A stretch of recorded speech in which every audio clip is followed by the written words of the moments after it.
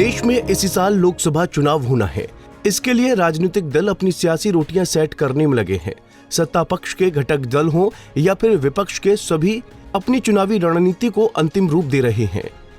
लेकिन केंद्र में एनडीए के खिलाफ बने कांग्रेस नेतृत्व वाले इंडिया अलायंस में अभी कुछ भी ठीक होता नहीं दिख रहा है।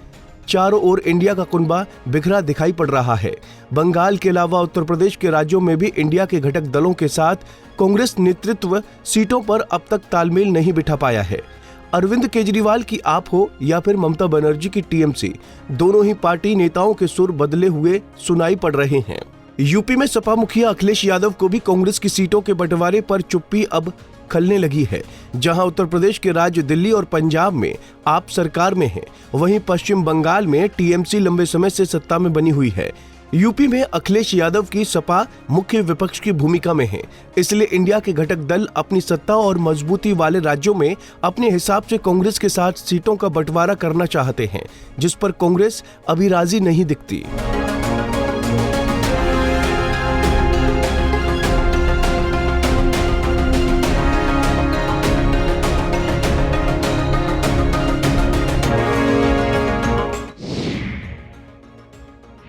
इन राज्यों में पहले पंजाब के आंकड़ों को देखें तो इस राज्य में लोकसभा की कुल 13 सीटें हैं। 2019 के लोकसभा चुनाव में यहां पर अकेले चुनाव लड़कर कांग्रेस ने सबसे अधिक सीटें जीती थी, जबकि आप पंजाब में सीटों के मामले में चौथे स्थान पर रही थी, जबकि शिरोमणि अकाली दल और बीजेपी ने गठबंधन में चुनाव लड़ा था। 2019 में पंजाब का चुनाव परिणाम इस बात की गवाह है कि कांग्रेस यहां अकेले लड़कर भी अकाली दल और बीजेपी गठबंधन पर भारी पड़ी थी।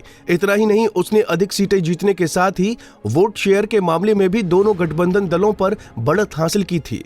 जहां अकेले दम पर कांग्रेस को 40% से अधिक वोट मिले थे, वहीं बीजेपी अकाली गठबंधन वाला एनडीए 37% वोट ही ले पाया था। आम आदमी पार्टी 7.38% हासिल कर सकी थी। आप पंजाब में सरकार बनाने के बाद अब राज्य की सभी 13 लोकसभा सीटों पर अपना दावा ठोक रही है, जो कांग्रेस और आप में सीटों पर सहमति नहीं बनने की वजह दिखाई पड़ रही है। अगर बात राष्ट्रीय राजधानी क्षेत्र दिल्ली की जाए तो इस केंद्र शासित राज्य में लोकसभा की कुल 7 सीटें हैं। 2019 के लोकसभा चुनाव में सभी 7 सीट बीजेपी ने बड़े अंतर से जीती थीं, लेकिन मजेदार बात यह है कि इस राज्य में आम आदमी पार्टी को प्रचंड बहुमत की सरकार के बावजूद लोकसभा चुनाव में कांग्रेस ने आपको तीसरे नंबर पर धकेल दिया था। दिल्ली में पहले स्थान पर बीजेपी और दूसरे नंबर पर कांग्रेस कोई सीट जीते बिना रही। राज्य की 7 में से 5 सीटों पर कांग्रेस ने आप पर बढ़त बनाई थी, जबकि आप 2 सीटों पर रनरअप रही।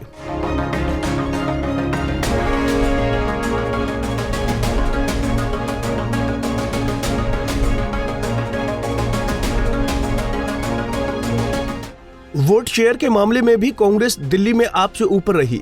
2019 के लोकसभा चुनाव में कांग्रेस को 22% और आपको 18% के आसपास दिल्ली में वोट मिला, जबकि बीजेपी ने 56% से अधिक वोट प्राप्त किए। पिछले चुनाव के लिहाज से दिल्ली को भी देखें तो यहाँ भी कांग्रेस पंजाब की तरह ही केजरीवाल की आप से कहीं कमजोर नहीं आती। बात ममता बनर्जी के गढ़ पश्चिम बंगाल की करें तो टीएमसी के मुकाबले यहां कांग्रेस कहीं नहीं ठहरती है। लोकसभा चुनाव हो या फिर राज्य विधानसभा, ममता दीदी की दादागिरी बंगाल में कायम है। 2019 के लोकसभा चुनाव में टीएमसी ही यहां सबसे बड़ी पार्टी रही। कांग्रेस ने बंगाल की सभी 42 सीटों पर अकेले चुनाव लड़ा और महज 2 सीटों पर जीत दर्ज कर सके, जबकि दीदी की टीएमसी को 42 लड़कर 22 पर सफलता मिली। बंगाल में बीजेपी को अपेक्षा से अधिक सफलता लोकसभा चुनाव में मिली। बीजेपी ने अब तक का अपना सबसे बेहतर प्रदर्शन बंगाल में करते हुए 2019 में 18 सीटें अपनी झोली में डाली थीं। वाम मोर्चा सभी दलों पर लड़ी, लेकिन एक पर भी जीत नहीं पा सकी। पश्चिम बंगाल में मत प्रतिशत के मामले में दलों को देखें तो ममता दीदी की टीएमसी ही सीटों के साथ वोट शेयर में भी सबसे आगे रही। 42% से अधिक वोट टीएमसी को मिला। दूसरे नंबर पर बीजेपी ने 40% से ऊपर वोट पाया। कांग्रेस जहां सीट के मामले में सीपीआईएम से आगे थी, वहीं वोट फीसदी में पीछे रही। कांग्रेस को 5% से ज्यादा तो वाम मोर्चा को 6% से अधिक वोट मिला। यही वजह है कि जो ममता दीदी बंगाल में कांग्रेस को अपनी दादागिरी में लेना चाहती हैं और जीती हुई 2 सीटों के अलावा सीट देने पर राजी होने को तैयार नहीं दिख रही हैं। अब अकेले चुनाव मैदान में उतरने का ऐलान कर दीदी ने कांग्रेस ही नहीं, देश की सियासत में नई चर्चा को जन्म दे दिया है।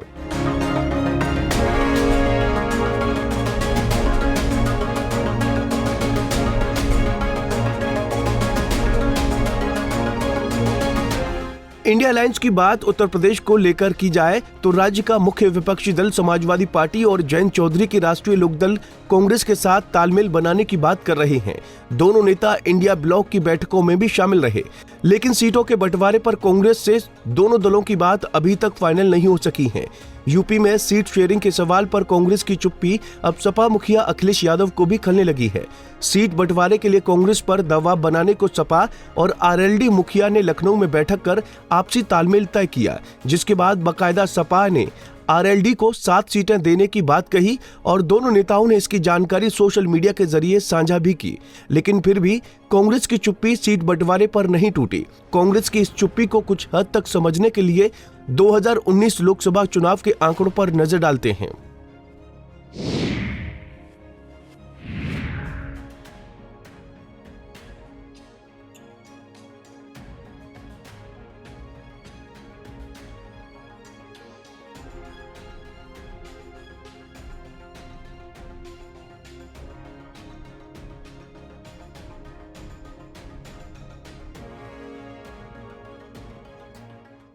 हमारी और आरएलडी जयंत चौधरी की बात अच्छी हुई और हम दोनों ने मिलकर के 7 सीटों पर चर्चा की है।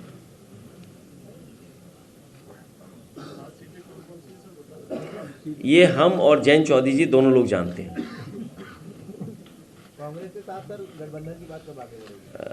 कांग्रेस के साथ भी गठबंधन की बात हो रही है।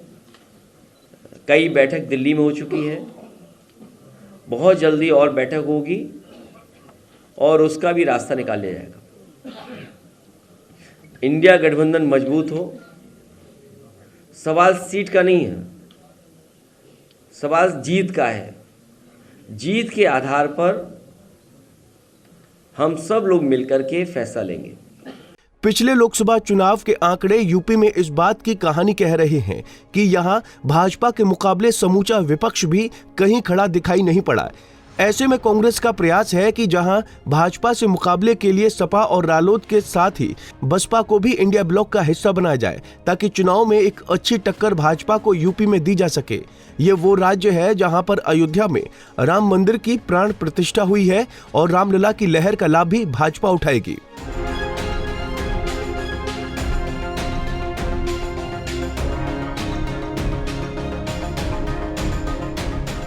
हमारी पार्टी लोकसभा के ये आम चुनाव अकेले ही लड़ेगी। हमारी पार्टी यहाँ किसी भी गठबंधन व पार्टी के साथ मिलकर ये चुनाव नहीं लड़ेगी। विपक्ष के इंडिया गठबंधन को लेकर जिस प्रकार से सपा मुखिया ने एक सोची समझी रणनीति के तहत बीएसपी के लोगों को गुमराह करने के उद्देश्य से बीएसपी प्रमुख के प्रति गिरगिट की तरह अपना रंग बदला है। मीडिया में ये भी फर्जी व गलत खबरें प्रचारित की जा रही हैं कि ऐसा लगता है कि अब बीएसपी प्रमुख जल्दी ही राजनीति से संन्यास ले। गौरतलब है कि 2019 के चुनाव में सपा बसपा रालोद ने मिलकर चुनाव लड़ा था। तीनों के गठबंधन के बावजूद भी बीजेपी के एनडीए ने यूपी में 64 सीटें जीती थी, जबकि सपा बसपा गठजोड़ 15 सीटों पर ही सिमट गया था। एनडीए का वोट शेयर भी समूचे विपक्ष के मुकाबले में अधिक रहा। बीजेपी के एनडीए को 51% से अधिक वोट उत्तर प्रदेश की जनता 2019 के लोकसभा चुनाव में दे चुकी है। बसपा, सपा, कांग्रेस और आरएलडी का वोट मिला दें तो इनका वोट शेयर 46% के आसपास ही बैठता है। देखिए, जो इंडिया अलायंस के पार्टनर्स हैं, मैं जानता हूं कि अलग अलग स्टेट्स में चाहे हमारी लोकल यूनिट्स हों या क्षेत्रीय दलों की अलग अलग सोच हो सकती है और कहीं ना कहीं गिव एंड टेक हम लोगों को करना पड़ेगा। लेकिन जिसने जो कुछ भी कहा होगा मैंने सब देखा सुना है, लेकिन मैं ऐसा मानता हूं कि अंत में सब बैठ के अक्रॉस द टेबल बात करेंगे और सारी बातें सॉर्ट आउट हो जाएंगी। सीट शेयरिंग से लेके कैंपेन स्ट्रेटेजी और इंडिया गठबंधन एकजुटता से मजबूती से मैदान में उतरे। बता दें कि यूपी में सपा, बंगाल में ममता और दिल्ली पंजाब में आम आदमी पार्टी अपने हिसाब से कांग्रेस के साथ सीटों पर तालमेल करना चाहती है। यही वजह है कि जो इनके द्वारा कांग्रेस पर जल्द ही सीटों के बंटवारे का दबाव बनाया जा रहा है। इन दलों की ओर से नेताओं के अभी तक के तमाम बयान इस बात का साफ संकेत भी है, मगर कांग्रेस अपनी भारत जोड़ो न्याय यात्रा पर फोकस किए हुए है और इंडिया ब्लॉक के सहयोगी दलों से सीट बंटवारे पर कोई बात नहीं कर रही। जबकि यूपी में सपा, बंगाल में ममता, पंजाब, दिल्ली में आप लगातार कोशिश कर रही है कि कांग्रेस जल्द ही बैठकर बुलाकर उनके साथ सीटों का बंटवारा फाइनल करे। इस मुद्दे पर कांग्रेस की शांति सपा, टीएमसी, आप और आरएलडी की बेचैनी को बढ़ा रही है। अगर यूपी को देखें तो कांग्रेस की इस चुप्पी की मुख्य वजह बसपा मुखिया मायावती को माना जा रहा है। सियासी खेमों में चर्चा है कि कांग्रेस इंडिया अलायंस में बसपा को हर हाल में चाहती है, जबकि मायावती अकेले चुनाव लड़ने के अपने फैसले पर अभी अटल हैं। उन्होंने हाल ही में अपने जन्मदिन पर भी अकेले चुनाव लड़ने की बात को दोहराया है, मगर कांग्रेस शायद अपने प्रयास को अंत समय तक जारी रखने की रणनीति को अपना रही है और यही वजह हो सकती है जो उसकी इंडिया के सहयोगी दलों से सीट बंटवारे पर अभी दिलचस्पी नहीं दिख रही।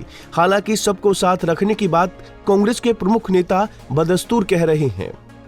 पंजाब केसरी टीवी के लिए परवेज त्यागी की रिपोर्ट। हमसे जुड़े रहने के लिए हमारे YouTube चैनल को सब्सक्राइब करें और नई वीडियो की नोटिफिकेशन के लिए बेल आइकॉन को दबाएं। अगर आप ये वीडियो Facebook पर देख रहे हैं तो लाइक जरूर करें और ज्यादा से ज्यादा शेयर करें। धन्यवाद।